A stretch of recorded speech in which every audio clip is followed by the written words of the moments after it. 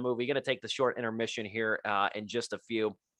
And the thing is, there's a lingering push-pull, I guess you could say, with Kenneth Branagh's repeated change in tone, but it doesn't really feel unnatural. And I think that's kind of the main real high point of this movie too, is because when you have scenes that are very understated and dialogue driven, and then you're contrasting them with just sudden spurts of just huge violence, and we're talking full-blown riots, we're talking dozens upon dozens of people with pitchforks and Molotov cocktails and everything, rocks, and it's a lot of chaos, and it's stampedes even too.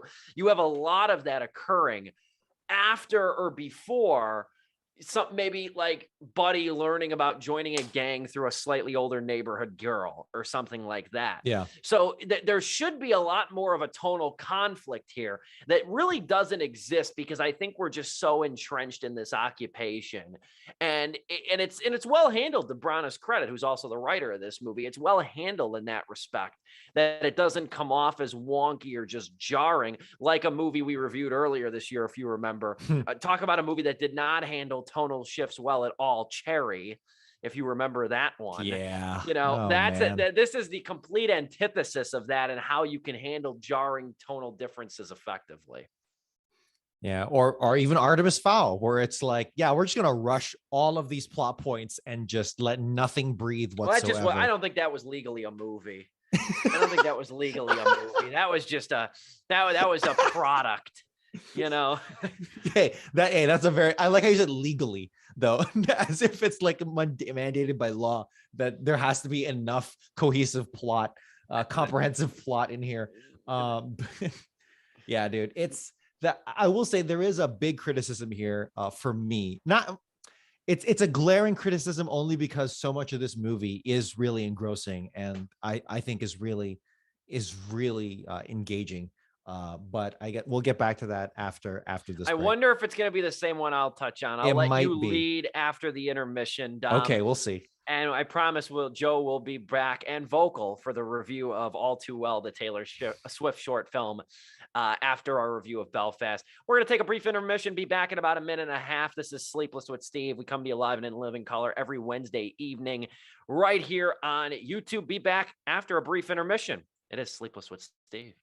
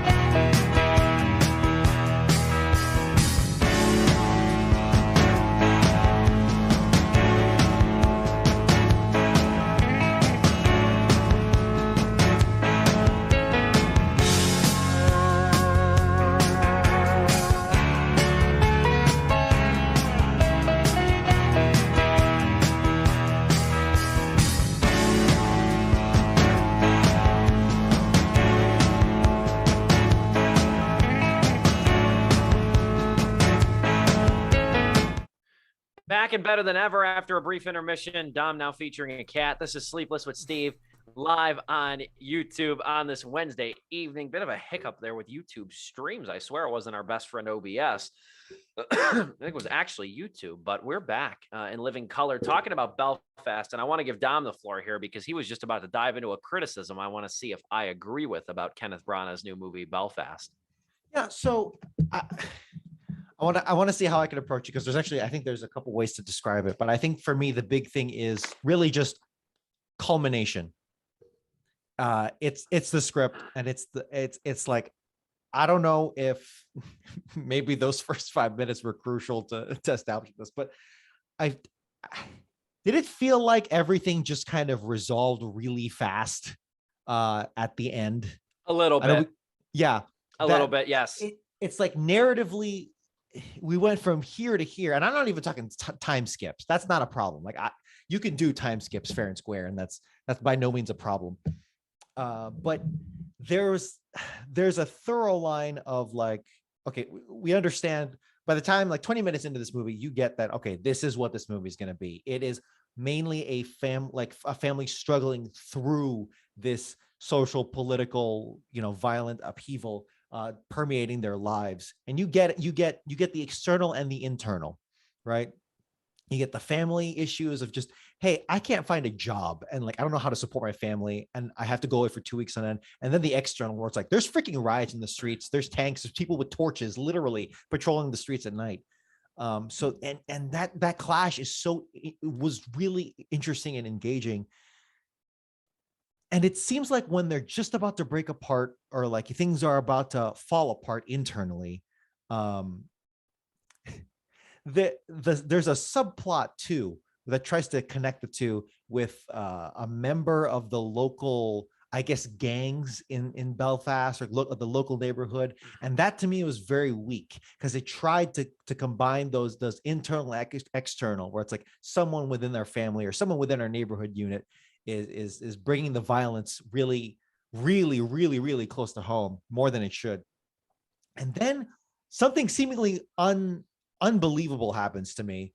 And then also after that happens, things wrapped up really quick. I'm trying to avoid, spoilers here. I don't know, Steve, do you see where I'm coming at?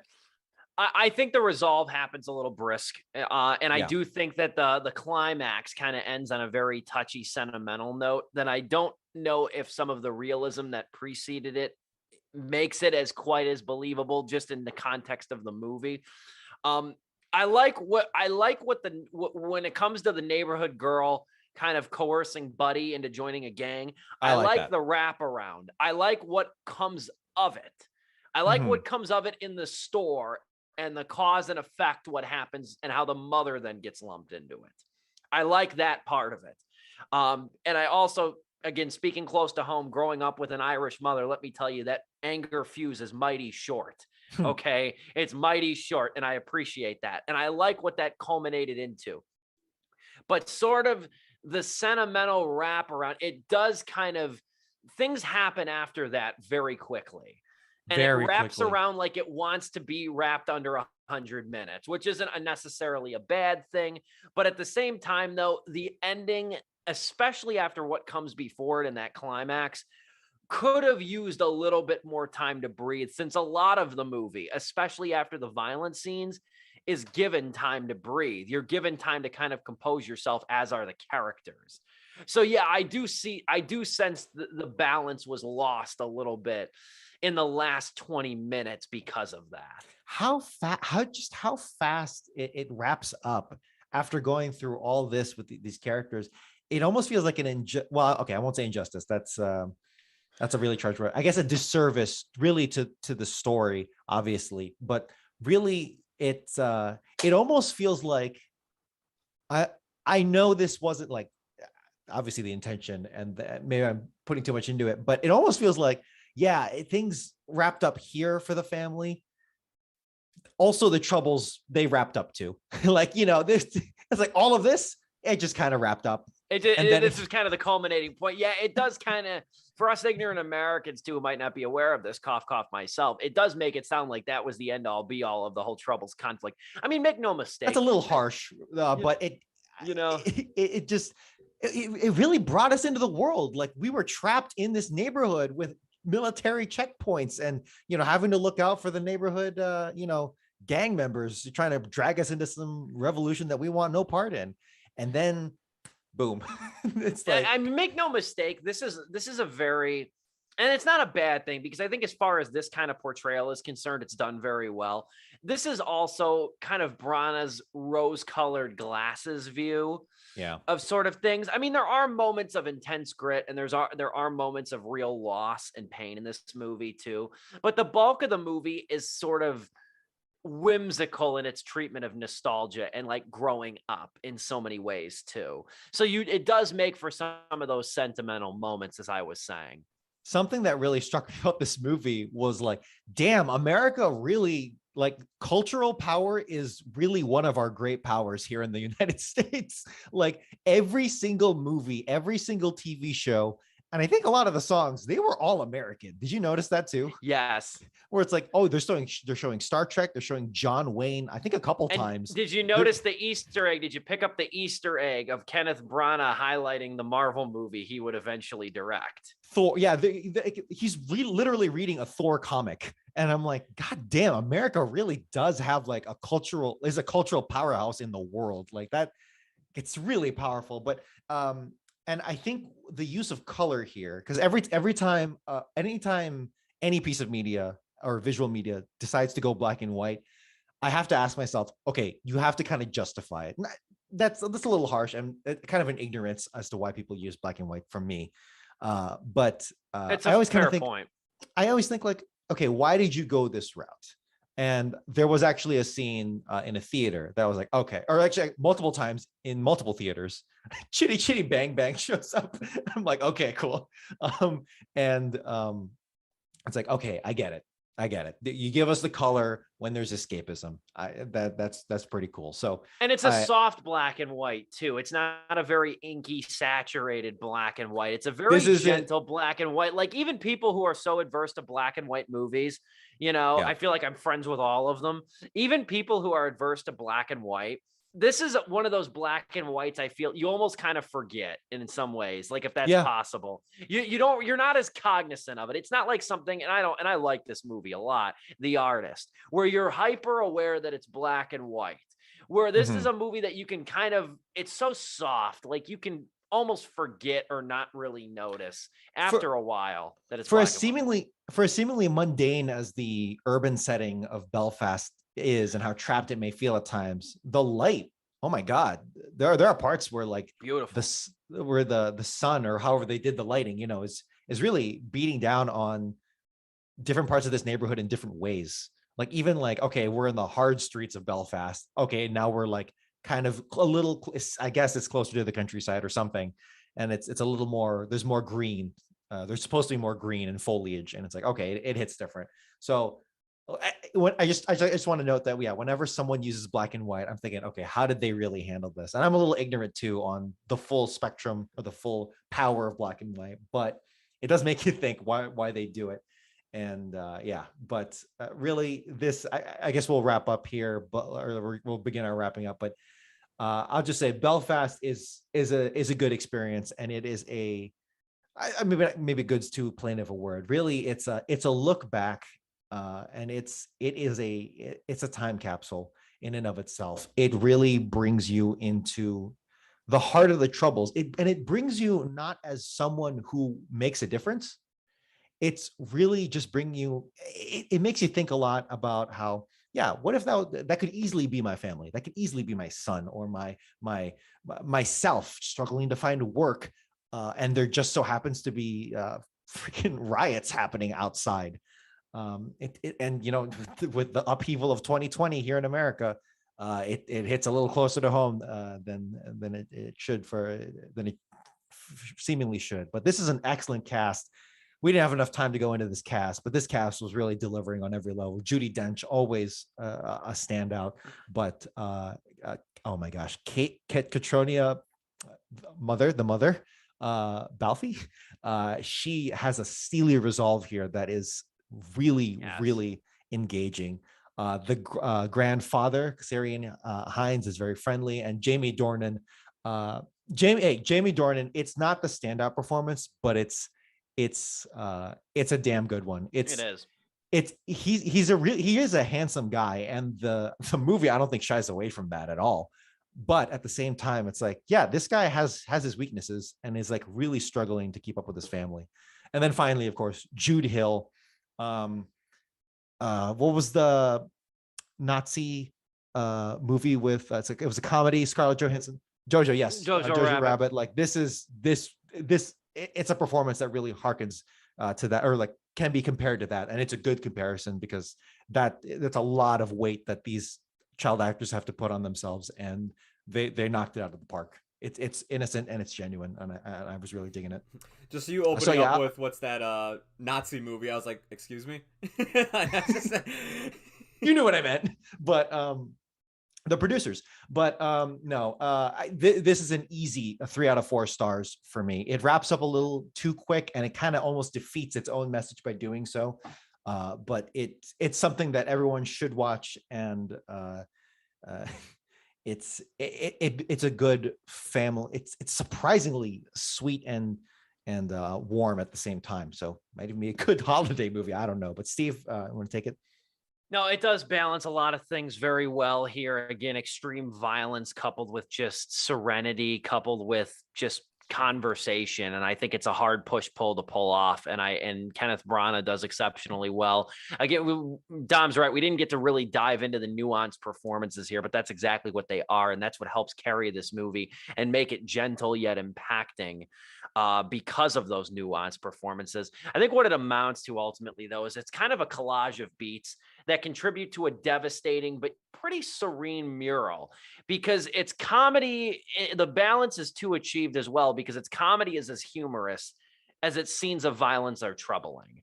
And it's like it's like this is to that as that is to this. And that's therein lies the balance here and why this works so well. There's a lot of good moments here. I think Hinz as the grandfather earns a lot of laughs in this, especially when he's trying to help Buddy figure out how to talk to the girl in the class, who I also thought, just as a nice note, his crush in the class. I find it just very nice that like she's also the smartest person in the class. I find that to be very sweet and just a very gentle little touch. And I think I'm not going to ruin it, but I think Hinz has a great line that's pertinent to that. And it relates to the moon and how the class is segmented into like very much in the 60s, where it's like the smartest kids at the front, the dumbest kids at the back, and the kid with the lowest grades is at the back, and Buddy's trying to climb up the boys' side to get closer to the smart girl. Very sweet scene among many very good scenes. And again, that scene at the grocery store, the apex of the riots, I'm not sure I love what it leads to, but I like that climax all the more. It's a strong 3 out of 4 stars for me. It's a lot to like here. And I think Kenneth Branagh too, he's made a lot of movies over his day. He's made My Week with Marilyn. He's made, obviously, Thor. He's made so many movies over the years that he's kind of, I don't want to say he's a gun for hire, because he really isn't, but I don't know if he's found his personal voice in some of his projects. I think every movie has some personal touches of him, but like as far as his story is concerned, it's really nice that he got to make this and that he made it very well, and that he kind of gave a little piece of himself with this movie too. So I love when directors can do that, and they can find that, they can achieve that finally, especially with Lane Kenneth Branagh's sake, somebody who's worked for decades. So it's a strong 3 out of 4 stars for me. It's now in theaters. It'll probably be streaming by the end of the year, at least available to rent, but I definitely check this out. And I also was really happy to hear too, I saw an article earlier this week that the studio behind it as well is going to push Jude Hill as best actor. Yeah, dude. Universal or Focus is the one that's distributing it domestically, Universal internationally, but Focus is going to push hard for Jude Hill as best actor. The nomination at least I think is deserved. I completely agree there. We'll move forward, though, get Joel involved back in the conversation. Not going to take too long on this, but we'll probably bleed into Sleepless OT for a few short minutes and talk about the short film that's really taken the world by storm. This dropped Friday, and I'm not too entrenched with the music of Taylor Swift. I will say Taylor Swift as an artist is somebody I've come to greatly appreciate more over the years. Same. And I always liked her when she was a country singer, more of a country singer, identified as a country singer. I liked a handful of her songs. Mean, I still think Mean slaps. Our song is cute. There's You Belong With Me. The video is cute. Like, but her songs at the time, they sounded a lot like a 14 to 15 to 16-year-old girl wrote them. But then when she went to pop, when she fully embraced pop, she didn't pull the card like a lot of country singers do, where they want to be pop, but they want to identify as a country singer. She didn't do that. She went full on pop, and she made excellent music. She is making excellent music as a result. And now she's coming back. I don't know the ins and outs of it, but she's coming back now and re-releasing and re-recording a lot of her albums and such. It's just so she can own the music herself, because that's what I thought. That's what I thought. It was an ownership issue, so that way she can have those songs and she can own the masters of those. But Taylor's version of her album Red is now out, and in conjunction with the release of that, we've got not only the 10-minute extended version of her song All Too Well off of that album, which I believe was back in 2012, if I'm not mistaken. We have the 10-minute version of that and the 15-minute accompanying short film. Not a music video. This is a short film, and more than a name only, too. But lot of ambition in this thing. I just want to say that right off the bat. A lot of ambition in this thing. And Taylor Swift, too, is unironically, I believe this, it's only a matter of time before Taylor Swift makes a feature film. It's not if, it's when. And I think it will unironically be one of the best movies of the year when she finally does. Because I think that she has gotten exceptional at songwriting and storytelling.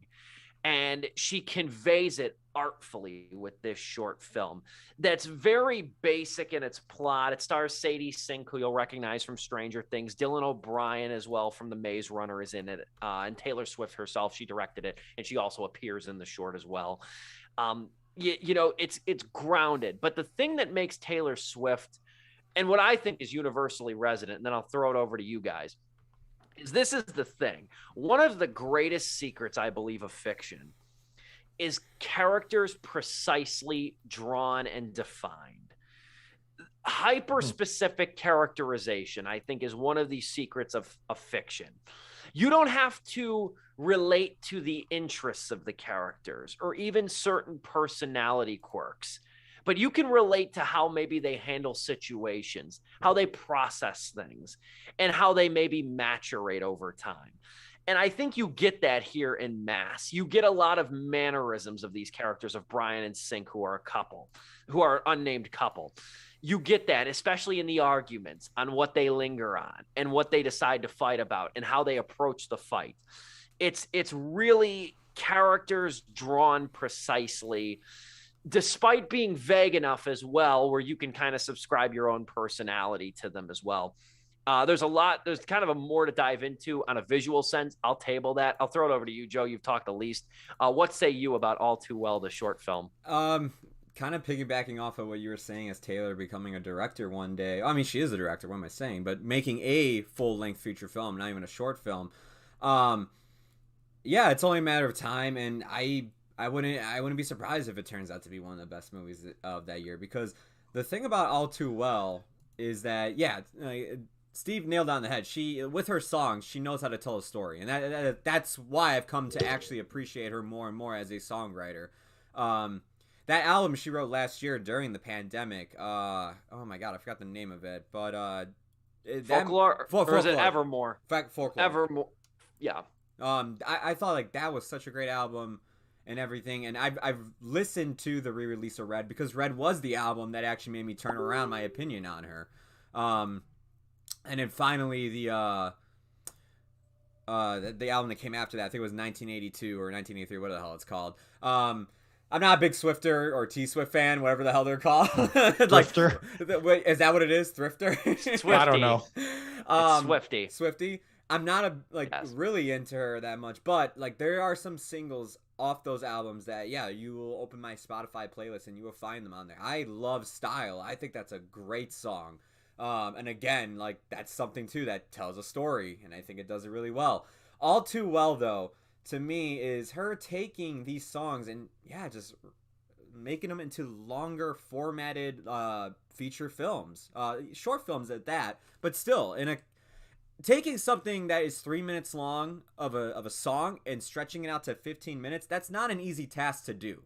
We've seen people take Dr. Seuss books and make a full-length feature film of them and totally drop the ball. It is not easy. I appreciate the fact that she knew for her first outing, I'm going to try to do a short film. And she kept it short, concise, and to the point that I was just like, not even legendary directors that we love today know when to do that. Like, you know, they'll be like, yeah, I'll make my film 3.5 hours long, and you know, they'll totally be like 20 minutes I could have cut out of this movie, or even big blockbuster movies as well. I just, you know, I don't want to keep harping on this movie, but yeah, I saw Eternals recently, and that is a movie that you could have easily cut out 30 minutes out of. And it's just like the fact Taylor just kept it to what she needed to hit to get the emotions that were needed was amazing. I mean, she knows what to do because, I mean, she's written songs for how long now? She knows how to convey emotion through writing. Sure, it's in a music format, but you can easily, if you're that good as she is, I'm sure you can easily try to find a way to adapt it into a screenplay and a story. And I gotta commend her for it, man. She did an outstanding job. Dom, what say you? I'm not well versed in short films. So I feel like I can't even judge it that properly. I can judge it to an extent, but I'm not well versed in it. So pardon me. But I've watched a few short films. There's a YouTube channel called Amuleto, and I like that a lot. But really, Joe hit it where it's like, yeah, it's to the point. It shows us exactly what we need to know, which is the mistake for a lot of directors. And really, short films, they really are an art form in and of itself. They're really a technical showcase more than anything. Not like, you know, CGI or anything, but more like, hey, what can this director really do in a shorter amount of time? I don't think budget's a problem for Taylor freaking Swift, but certainly for the time constraints, she really actually does give us exactly what we need for this really story to complete, for this story to give us exactly what we need to. Interesting move by her to cast herself as the older version of the girl. I thought that was like, okay, very unsubtle a way of saying. I got it, but I see what you're saying. I see what she was trying to do, but it's like, yeah, I get what your Dom is saying. It kind of took me out of it. I think you could have just put her in makeup. The younger version. Taylor, we couldn't have guessed this was about you. Yeah. Just the fact that the framing, the 4x3 framing has curved edges to simulate an old photograph, or the fact that the main character here writes on a typewriter.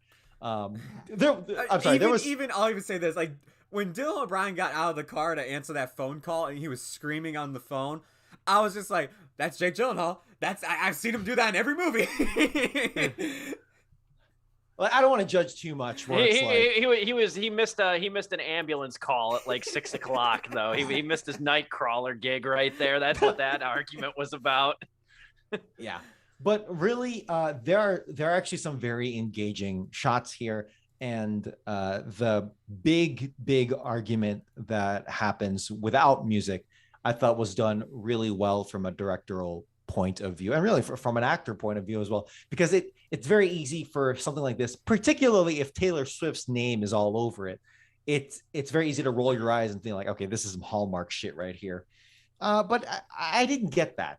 If anything, maybe I was like thinking it only because Taylor Swift's name on it. If anything, that's a detriment she's fighting against, Taylor Swift is fighting against, her name being the written and directed aspects here. But she pulls it off, and I honestly can't wait to see more from her, because yeah, as Steve said, she kind of broke away from her country roots, kind of needed to evolve, and now she's like in this interesting, like she'll always have her broken heart phase, or ex-boyfriend kind of songs, but now it's more like it's almost like hearkening to like a Kenny Loggins, like a Loggins and Messina kind of like fantasy, pseudo fantasy, folk kind of thing. And it's like, okay, cool. I'll be honest with you, I haven't listened to much Taylor Swift in the past like 5 How years dare or you? anything. I'm sorry. It's not. For whatever reason, her style isn't really my style, but I'll give it respect. I will give it the respect I think it does deserve. So yeah, I don't know. Are we going to rate this? Absolutely, I'll do it. Yeah.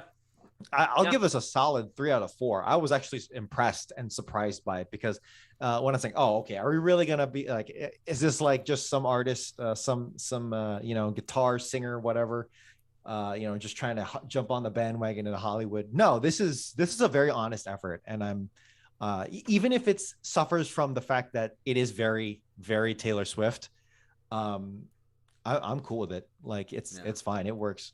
It works for me. The other thing I'll mention too is I really love what Rena Yang did, the cinematographer. I really love her style of visuals. This is so autumnal of a short. Like this is so very autumnal in its colors. You obviously have the red scarf, which is a focal point of this thing. You have Sadie Sink's red hair that stands out. The interiors are rather gloomy, especially after they break up. Yeah. There's a lot of really great things happening visually. And I think Swift, in conjunction with cinematographer Rena Yang, they make beautiful music together. No pun intended. I gave this short 4 out of 4 stars. I liked it that much. I've watched it 3 times since. Damn. I liked it that much. And like I said, it's one of those things, again, I think I've listened to one Taylor Swift album in its entirety, and it's not because I don't like her. It's contrary. It's really couldn't be further from the truth. One of my favorite songs last year that was released last year was off of her Folklore album. It was the song Betty. And that was easily one of my favorite songs last year.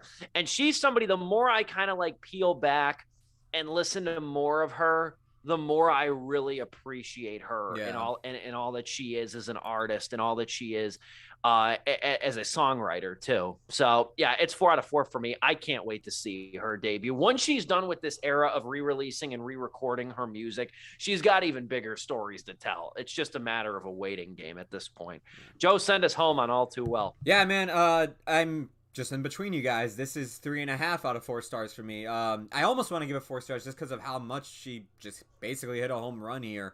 But I mean, there's just moments. Yeah, it's a little too on the nose with stuff like Don was kind of pointing out, especially that ending. I was just like, all right, well, sure, whatever. Sure. But no, I mean, this is look, man. If this is your debut, this is one hell of a debut, especially for a musical artist. Like, not many people get to really like go from one field to another. I know it's not it's still entertainment, but it is like a subcategory of entertainment. It's not easy for a musical artist to become an actor or a director. And Taylor's just got it. I mean, it just shows how much talent she has. I very much enjoyed it. I'm looking forward to, I don't know if she has to do the 1989 re-release, her version. But after that, if she has to do any more, because Reputation and Lover are the other albums, I was just kind of like, oh, you know what? Maybe I don't like Taylor Swift anymore. And then Folklore won me back. But yeah, definitely check it out if you haven't. Listen to the album. I mean, I've listened to Taylor's version of Red a ton of times now, including All Too Well. Not the 10-minute version. I'm not going through that again. That hit some heartstrings for me in a few moments. No, honestly. But, yeah, it's very well done. Taylor, you should be very proud. That'll wrap up Sleepless with Steve today. And again, we are off next week, giving these boys the Thanksgiving holiday to kind of recoup, rest, recharge. Hopefully you guys get a nice little Thanksgiving break in between. So we'll be off next week, but we will return with I think it's a doubleheader. I'm pretty sure it's a doubleheader. I know Ghostbusters Afterlife is on our list. Yes, it's that. I know we are tackling that. Tick, Tick, Boom. Tick, Tick, Boom. That's right. Both are out this weekend, actually. So it'll be a busy weekend for myself as well. I'm going to go tackle both of those this weekend. But we will be back on December 1st with reviews of Ghostbusters Afterlife and Tick, Tick, Boom. Ghostbusters Afterlife going to be in theaters. Tick, Tick, Boom hitting Netflix. Both are going to be out Friday. But enjoy your Thanksgiving. This goes for the viewers and for you two both. Enjoy your Thanksgivings. Eat some good food. See some family. Yuck it up. And also, too, I mean, rejoice in the fact, think of where we were a year ago and look at us now. Like, it's not all roses, believe me, it's far from it, but it's better than it was a year ago. And that's kind of what I'm reflecting on, at least externally throughout the holidays. That's our show tonight, though. Dominic Guanzon in the blue, Joe Viso in the black on the theater screen. Wishing you all a wonderful Thanksgiving. We're back on the 1st of December for Sleepless with Steve.